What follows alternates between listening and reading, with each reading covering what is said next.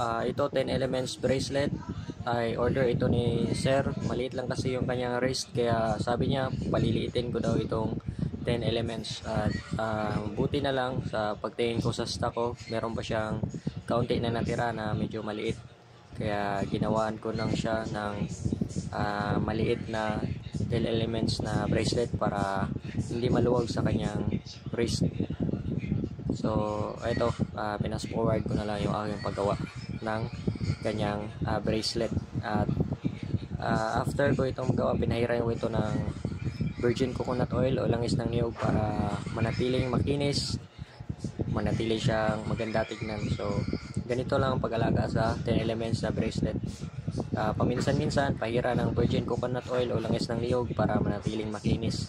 Pwede mo siyang basahin ng tubig kapag naliligo. Kumbaga pwede lang na hindi tanggalin sa iyong kamay kapag naliligo.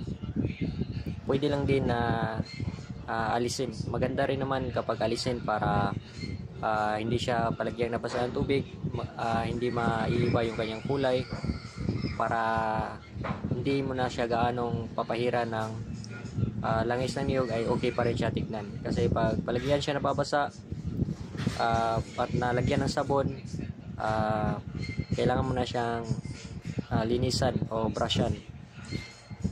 Pero kapag inaalis mo siya sa kamay mo habang naliligo, maganda rin, okay lang din. At ito okay lang to dahil hinanapan ko na ito ng paraan para medyo maging matibay at para magamit sa pangmatagalang panahon kapag iingatan. So kailangan mo lang ito ingatan. Ang bisa nito sa 10 elements bracelet nito ay dinasalan ko na magkaroon ng bisa na magproteksyon sa lahat ng klaseng masamang espiritu o mga nilalang na hindi nakikita ng ordinaryong mata ng tao, at proteksyon sa lahat ng klaseng mga masamang mahika. Kasama na roon ang kulam, barang, sumpa, usog, bati, tigalpo, palipad hangin at iba pang mga masamang kapangyarihan, mga usog, ganyan at iba pa. Nakatulong rin ito maggabay sa negosyo at hanap buhay, sabayan lang ng pagsusumikap at tamang kaalaman sa ginagawa.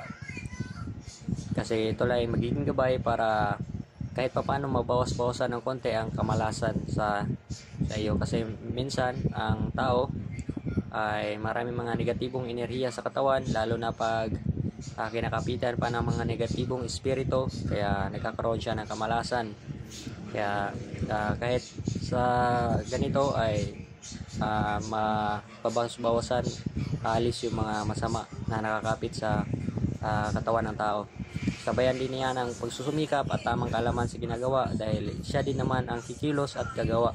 Kaya kailangan magsusumikap, siyempre sabayan ng tamang kaalaman para mas magiging maganda yung mga daloy na ngayong ginagawa. So ang ito ay dinasalan ko rin kaya at binabasbasan, kaya pwede lang ito dalhin sa kahit saan mang lugar na magpunta. Wala itong bawal. Pag sinabi na walang bawal na lugar na pagdadalhan, kahit saan pwede dalhin. Kahit sa simbahan, sementeryo, lamay, CR, ganyan. Kasi may mga nagme-message kasi sa akin kaya sinasabihan ko na sila na itong mga galing sa akin na mga items kahit saan pwede dalhin. At tinatanong nila ako kung pwede ba daw dalhin sa CR o sa simbahan. Pag sinabing kahit saan pwede dalhin, walang problema.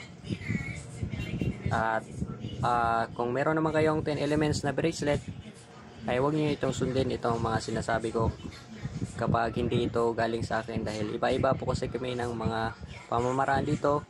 Pagdasal, iba-iba rin ang pagbasbas. Kaya yung mga sumusunod lang dapat ay yung 10 elements na bracelet na galing sa akin. So kung hindi galing sa akin, ang sundin nyo ay yung mga pamilin mismo ng tao na pinagmula na yung 10 elements na bracelet. Pero yung sinabi ko na papahiran ng langis ng niyog, pwede yun, sundin nyo kasi makatulong din naman yun sa inyong bracelet. So ito na siya yung aking bracelet.